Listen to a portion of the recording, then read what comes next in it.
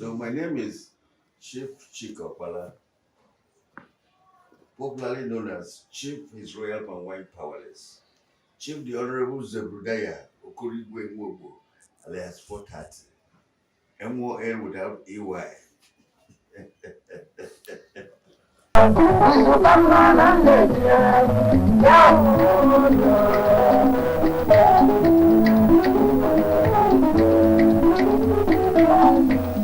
What I am going to you. You think of allowing me to rest this? Chief Shango, Chief, you are the chief prosecutor counselor of the court of the case I met in this court today. Yes. Chief prosecutor counsel? Yes. Of which court? When chair I changed, position I changed too. What you are used to know as the power of Chief Israel from Wine Powerless, Chief the Honorable Zebrudaya Explains, alias 430, have now trampolied into law court of lawyer. And you are the Chief Prosecutor Counsel. Yes. Yeah. So I played the part of Chief Zebrudaya Explains, alias 430, in the new masquerade and in the masquerade before it transformed into new masquerade. So that's why I have the name. The name is almost stuck to me. And everybody who sees me say, that's Chief Zebrudaya. It doesn't say this is Chikopala or Chief Chikopala. They continue say, that's Chief Zebrudaya. Zebi, I'm greeting. I'm saying, how are you today? So usually I will reply, I am do. Are you do?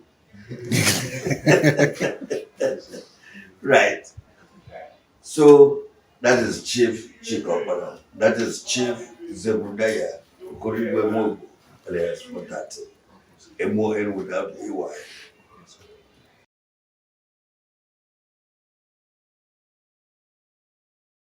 I love that. The motivation started far back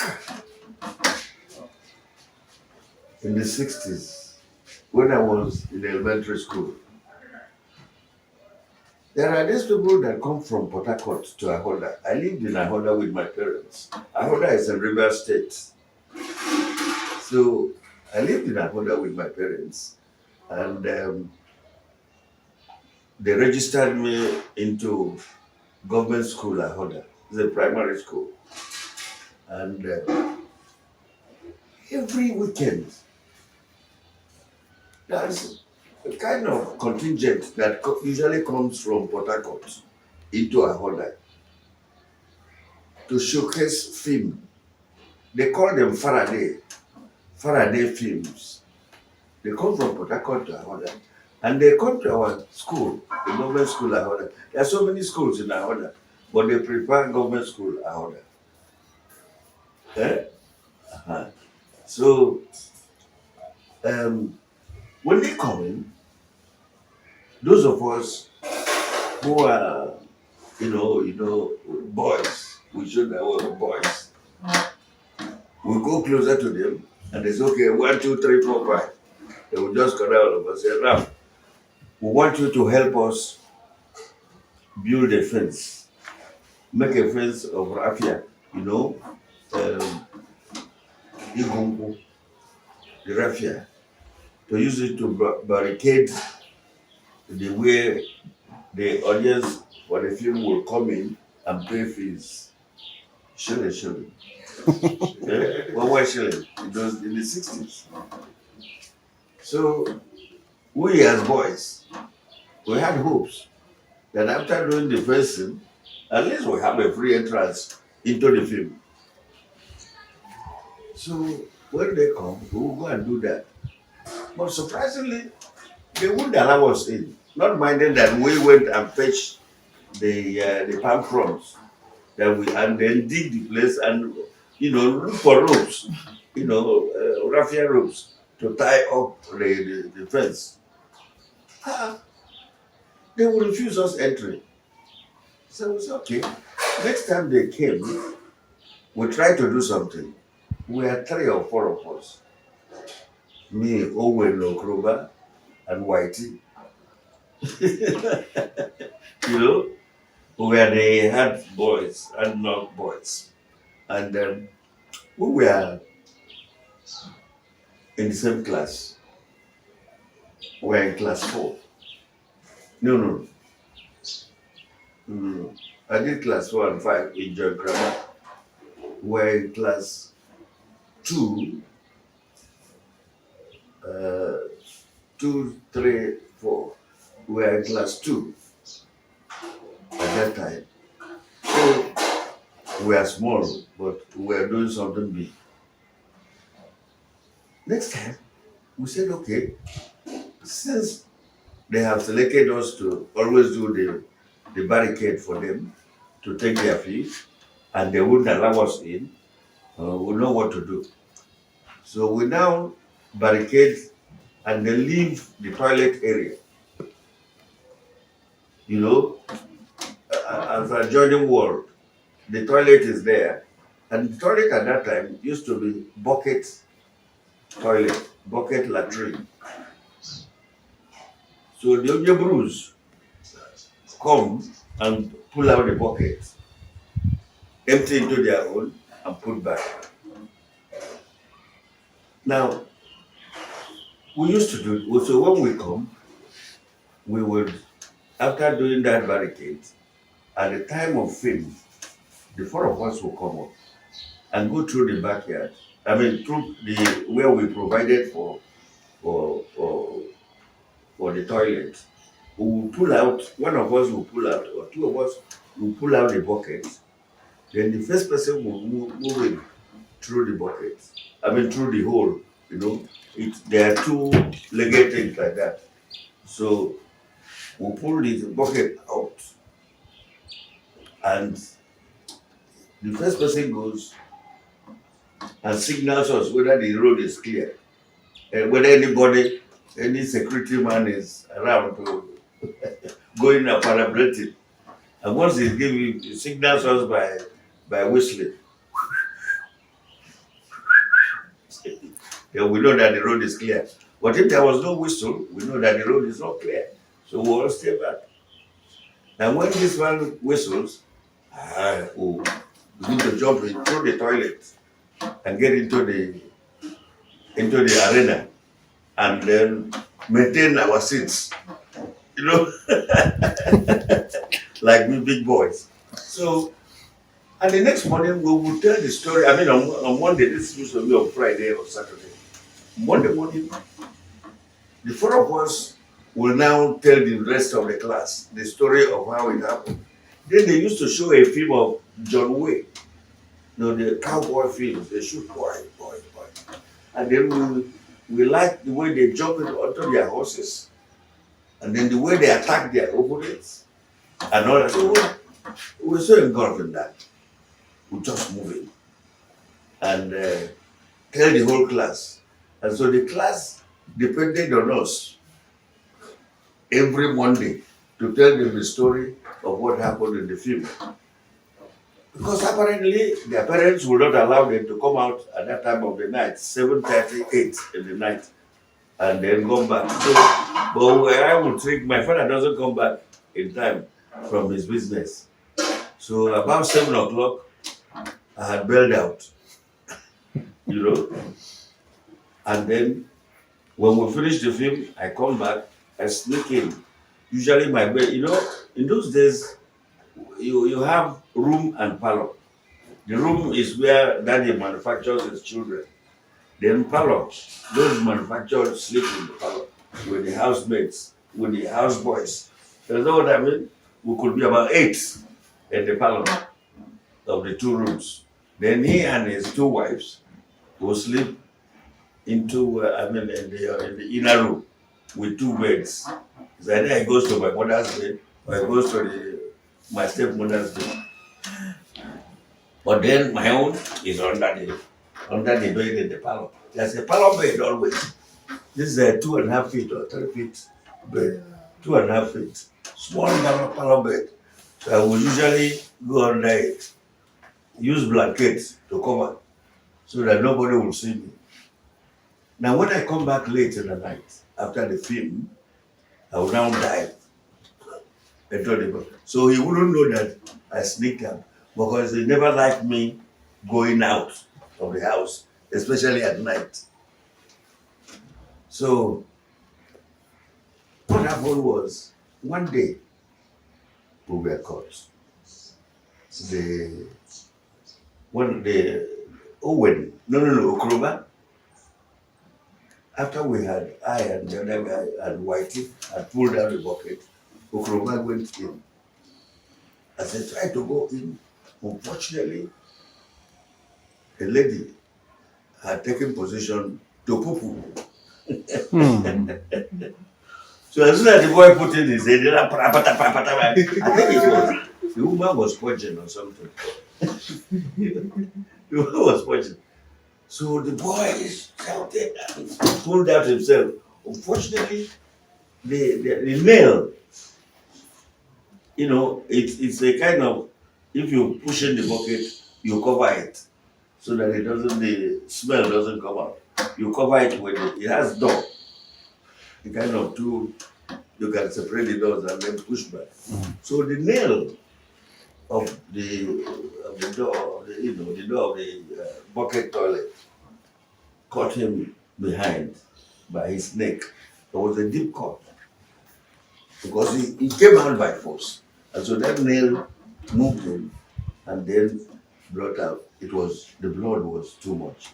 And to us, me and Whitey, who were still behind,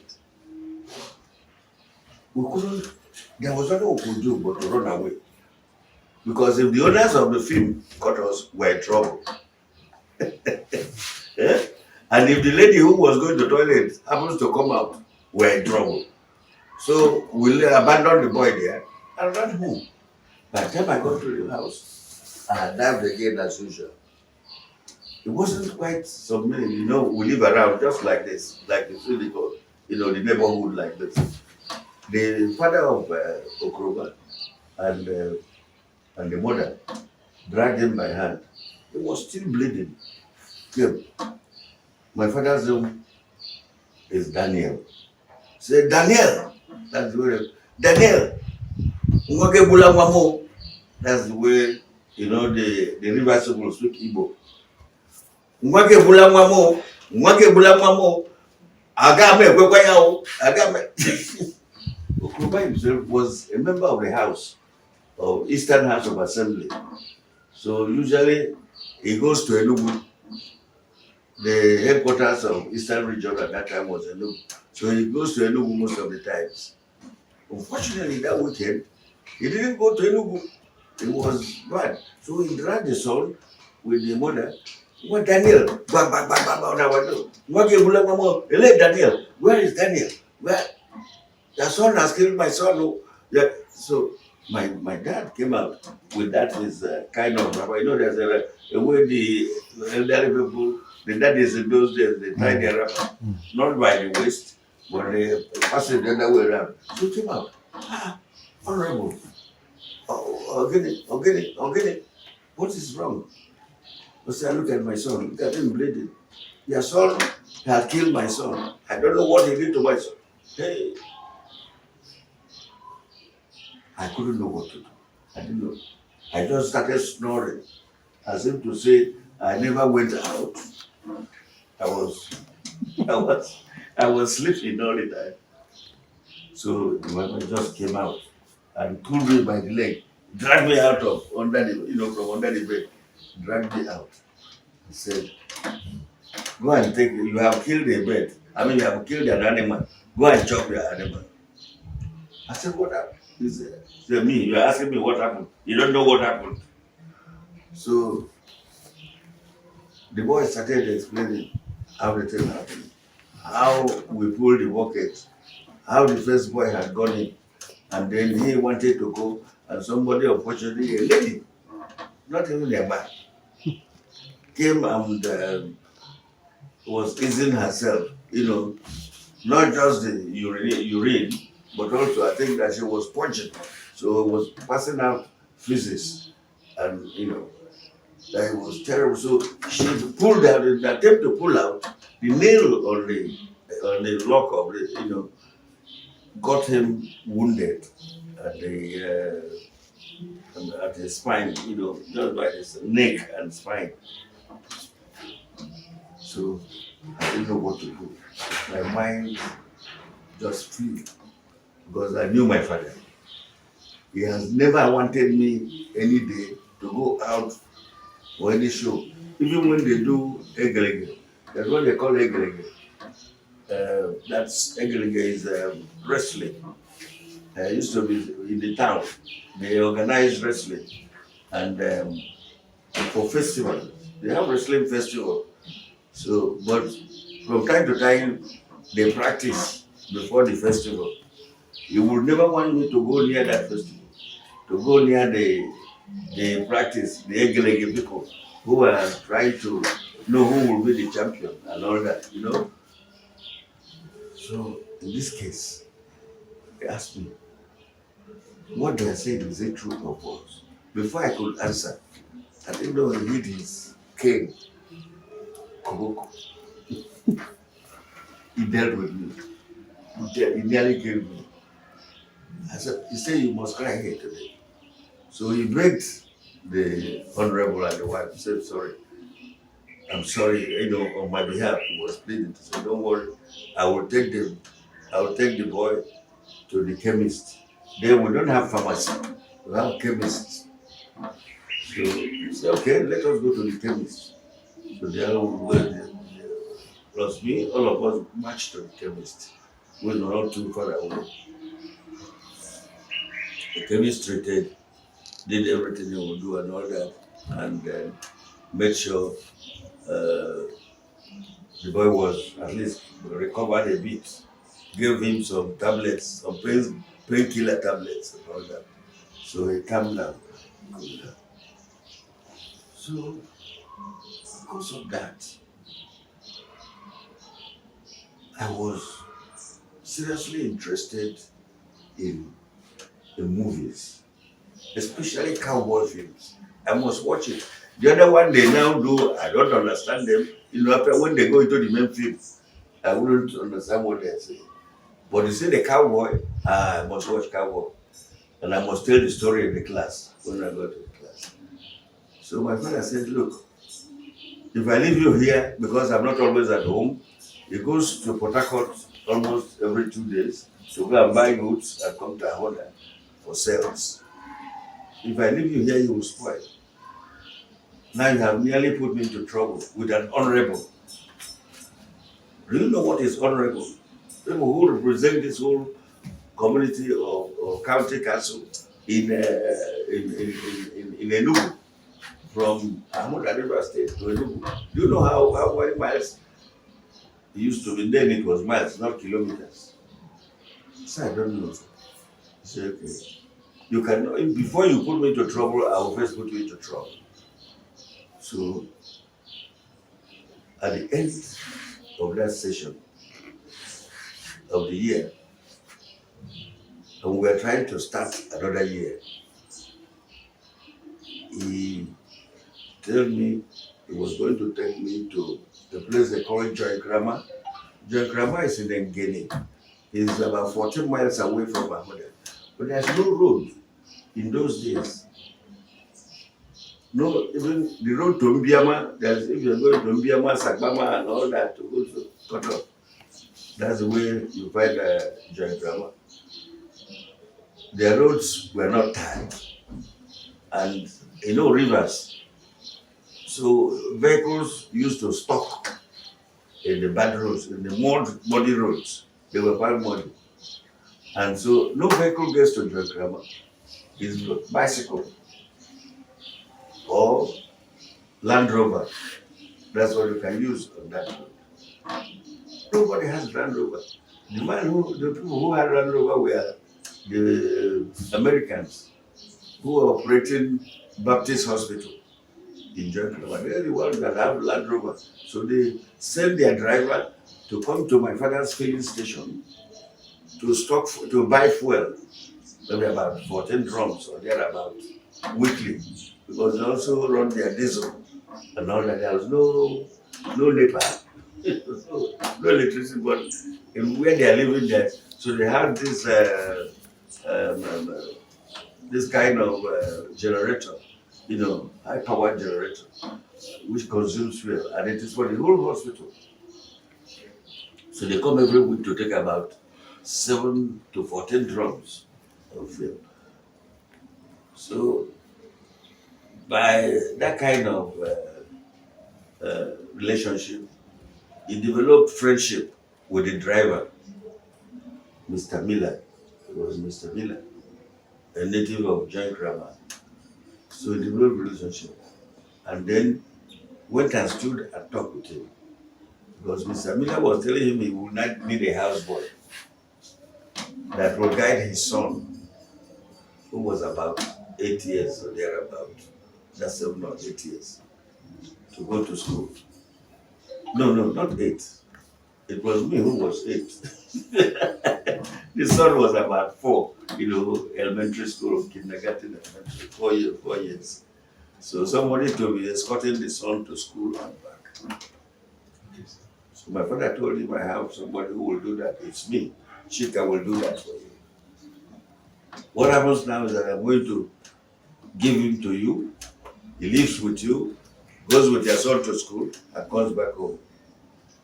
That was how I was cut off from movies.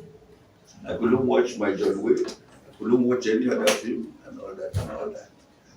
And they told me that I should never, ever go to film if I go to geography. Well, who will go to geography? People doing the Faraday film, they can't risk their vehicle. The small Maurice vehicle they had in those days. They can't risk it on that road. So they don't. Besides, you have to cross a river, a very wide river, Orash River, that comes from Uguda, cuts across to Atlantic Ocean. That's how that river was, and very wide. So you have to in fact, the Baptist hospital people stop their Land Rover at the other end of the, bring out the fuel, then put it into the boat, into a flying boat there. So the boat will now send in the fuel to them in Joint Grammar. So even if I wanted to run, I cannot swim. I've never swum through in my life, and I was so much afraid of river. so I couldn't swim. I was there, and resigned my faith to God. Yeah. Did my schooling till when I was in standard 6. I took entrance examination. I took to Baptist High School in Port Harcourt. One of the schools, what is the name of the school? Why should I forget it? It's not comprehensive, but there's a name it answers.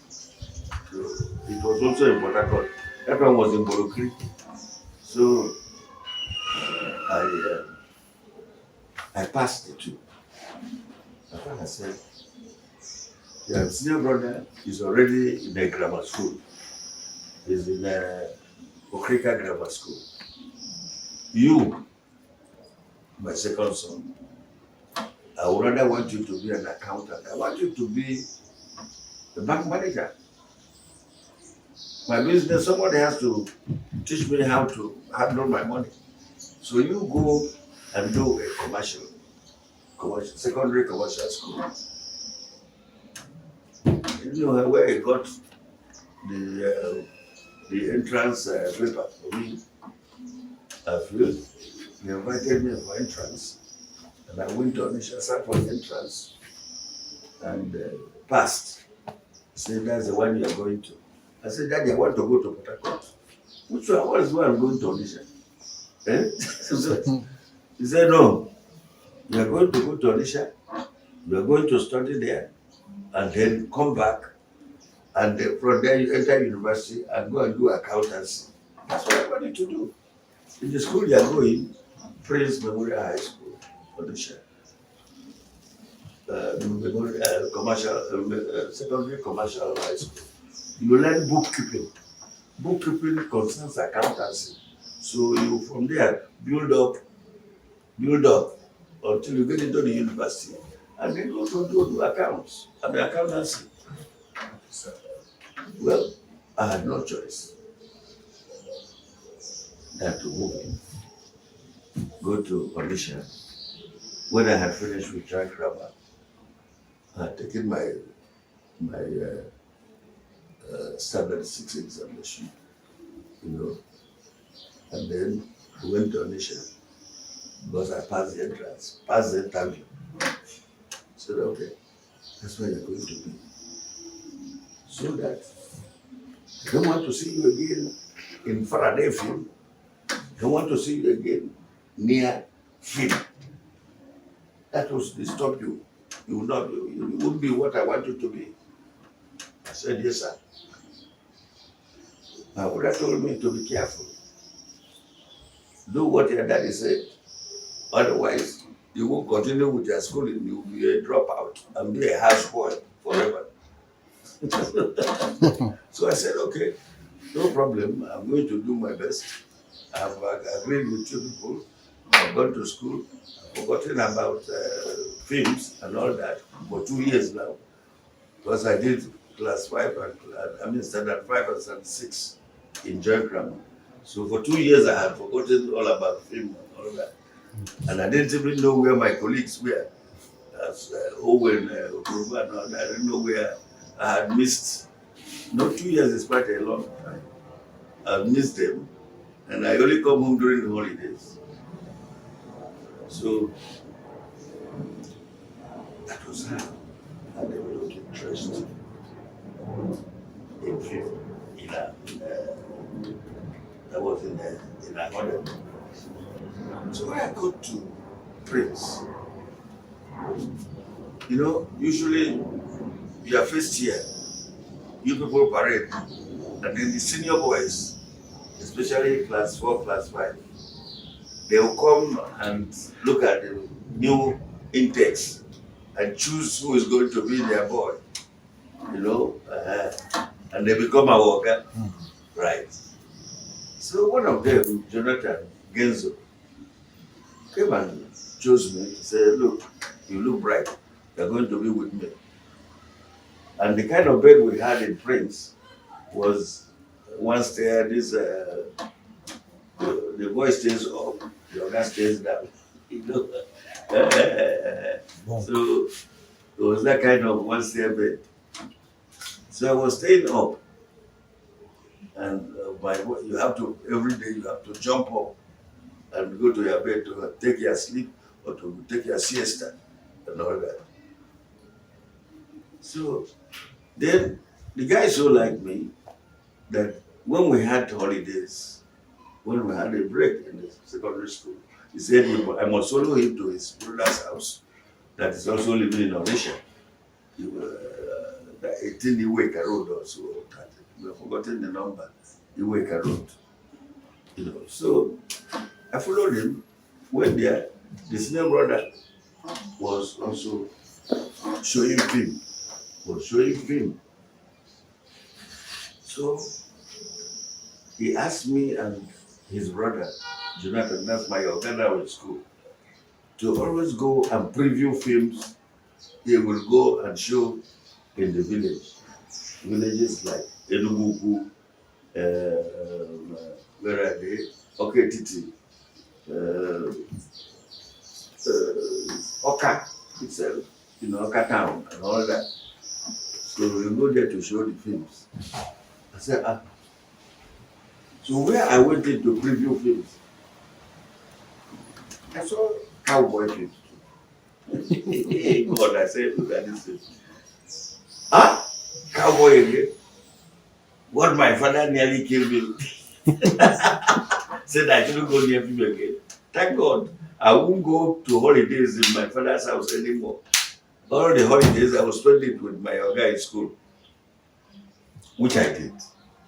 So we'll preview films and then go and show in these towns. It was quite for a secondary school boy, it was quite exciting, and something attractive to me, and I cherished it. I never complained, so we would always go preview films weekends. We'll preview on Monday, Wednesday, then on Friday, Saturday, we're into these villages to show. That made me again come closer to film. The thing that my father nearly killed me, killed me seriously, as I don't know. I begin to say that. But what I liked most in the film industry was the teaser. This teaser is a kind of comedy. Comedy showing, 3 minutes to, in a film. And it was so nice that it attracted me. And I wanted, all the time to watch teasers, not watching the main film, but watching the teasers. Well, the teaser is a small clip of, of, uh, of comedians that show before the main cowboy film and other films are shown. You know. So we went and on and on and on and on. I developed interest again. I said, look at what my father said I shouldn't do again. Oh, it has just come to me on a platter of gold. I won't go back to Ahoda. I will be in audition. It was so nice. Then we went ahead. I was going ahead and we were doing what we were doing. Then my father also comes to Onisha. Before he left for Ahoda, he was in Onisha previously, trading. So most of the times he will come back to his trade in Onisha to find out whether it is going well or it is not going well. Yes. Sometimes he might spend a week or 2 or 3. Now, as we went ahead, I was asking him that this audition, your customers appear to be foreigners, some French, some Spanish, some Yoruba, some different ethnicities that come into Onisha. Onisha was a very big market. Onisha market was almost the largest in West Africa. So people from Burkina Faso, people from Chad, Niger, Cameroon, and all that, they come into Onisha to buy their goods and goods. So I knew my father didn't pass more than class 2, elementary school. So I started wondering that how do you interact with these customers, foreign customers, and make their profits? They don't cheat you. So what happens is when you have free day, endeavor to come to my shed in Onisha and see how I make that profit. I said, yes, because you have built a house for us at home, a bungalow of 2 bedrooms, that kind of thing, for your mother at home, where we all stay. So when we go home, we patch with our grandmother in the house in built. How did you manage to make it?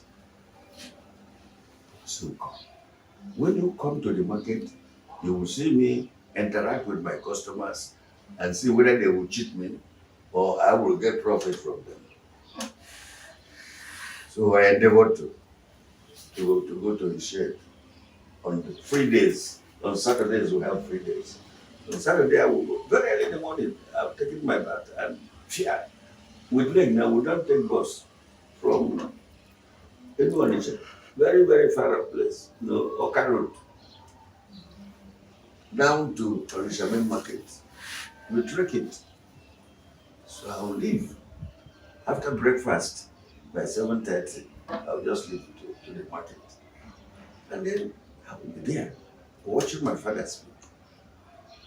His language was mixed. Igbo language mixed with broken English with demonstration. That's how we speak to Spanish people. How you spoke to French. Those speaking French from Cameroon and Chad, and Niger. So, and made his profit. Nobody cheated him. The people understand by the sign, the hand sign he makes, and then also understand the broken English mixed with Igbo language. And they were okay. So I agreed.